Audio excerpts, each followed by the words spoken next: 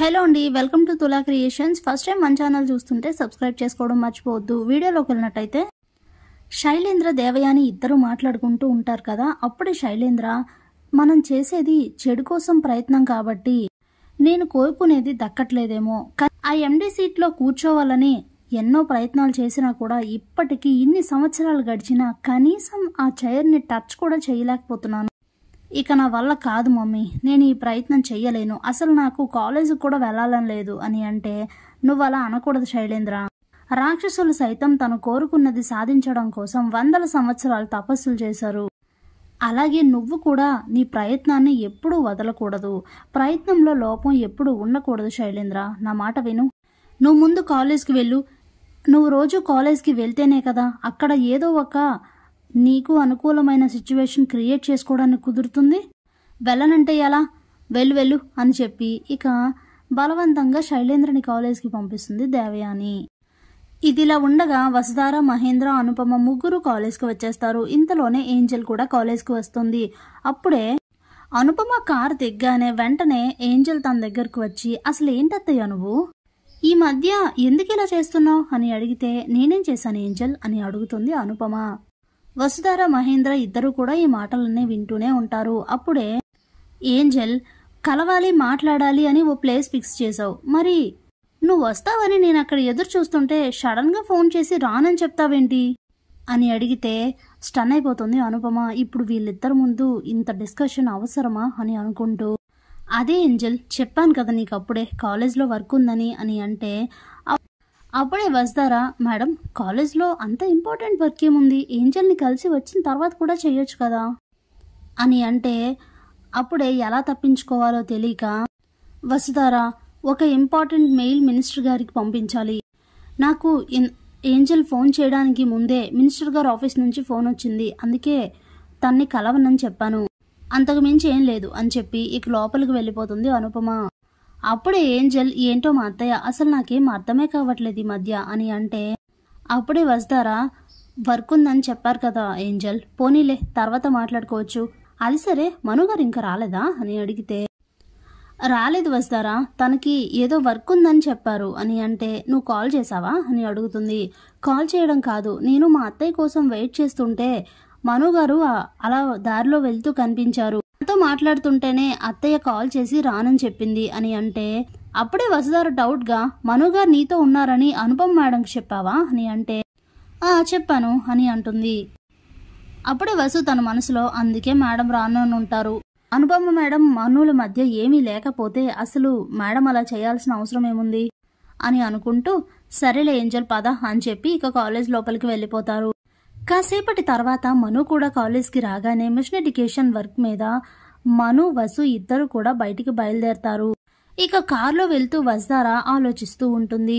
మను గారిని డైరెక్ట్ గా అడిగితే ఎలాగో చెప్పట్లేదు, ఎలా అయినా తనని మాటల్లో పెట్టి ఏదో విధంగా కన్ఫ్యూజ్ చేసైనా సరే వాళ్ళిద్దరి మధ్య ఏముందో తెలుసుకోవాలి అని అనుకుంటూ, అవును మను గారు మిమ్మల్ని ఒకటి అడగచ్చా అని అంటే, ఏంటో అడగండి అని అంటారు మను. అంటే మీ ఇంట్లో ఎవరెవరు ఉంటారు అనేసరికి ఒక్కసారిగా సడన్ బ్రేక్ వేసి కారు ఆపేస్తాడు మను. అప్పుడే వస్తారా, అయ్యో ఏమైందండి, ఇప్పుడు నేనేం అడిగానని మీరు అంతలా షాక్ అవుతున్నారు? ఏం లేదు, ఎప్పుడు మీ ఫ్యామిలీ గురించి చెప్పలేదు కదా, మీరు ఎక్కడుంటారు ఎవరితో ఉంటారని క్యాజువల్గా అడిగానంతే అని అంటే, నేను మా ఓల్డీ ఇద్దరం ఉంటాం అని చెప్తాడు మను. ఓల్డీనా, తనెవరు అని అడిగితే, మా బామ్మ, చిన్నప్పటి నుంచి నన్ను తనే పెంచింది అని అంటే, మరి మీ అమ్మ నాన్న అని అడుగుతుంది వసు. అప్పుడే మను, లేరు అని చెప్పడం కరెక్ట్ కాదేమో, కానీ ఉన్నారని కూడా చెప్పలేను అని అంటాడు.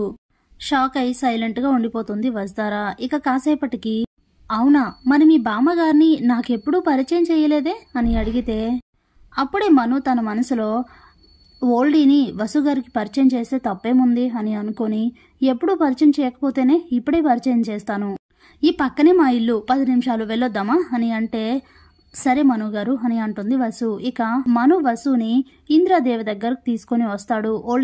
ఓల్డీ ఎక్కడున్నావు, ఇలా చూడు ఎవరొచ్చారో అని అంటే, ఇక అప్పుడే ఇంద్రాదేవి బయటికి వస్తుంది. అప్పుడే మను, ఓల్డీ తను అని అంటుంటే, ఆగాగు, నువ్వేం చెప్పక్కర్లేదు, తను వసుధార కదా అని అంటుంది ఇంద్రాదేవి.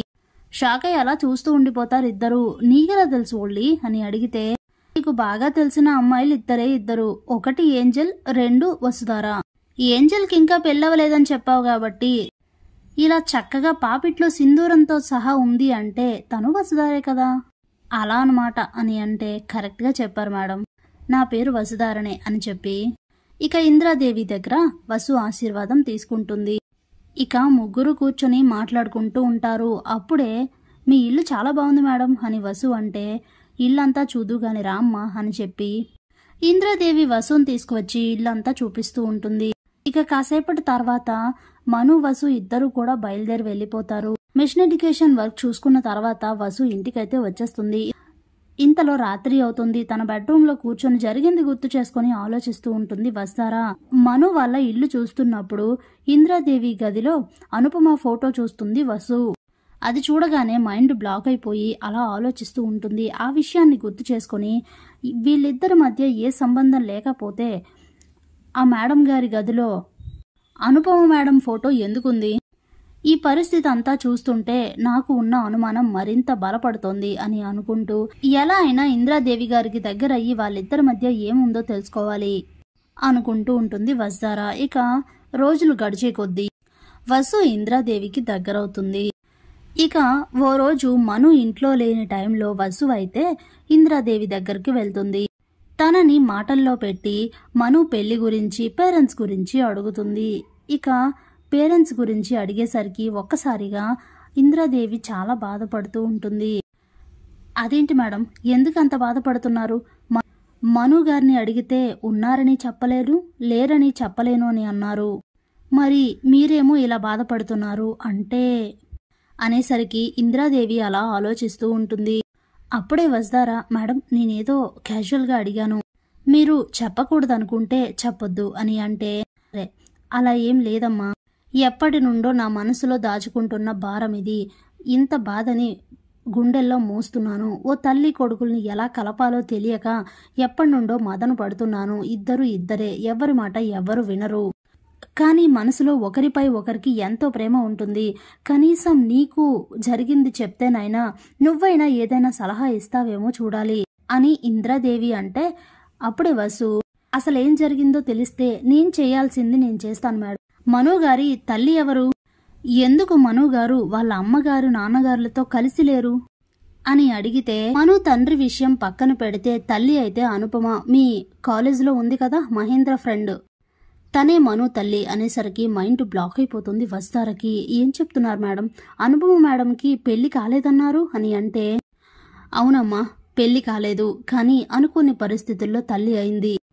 అదేంటంటే అంటూ జరిగింది చెప్తుంది ఇంద్రాదేవి. జగతి ప్రెగ్నెంట్గా ఉన్నప్పుడు అనుపమనే జగతి దగ్గర ఉండి తనని చాలా కేరింగ్గా చూసుకుంటూ ఉండేది.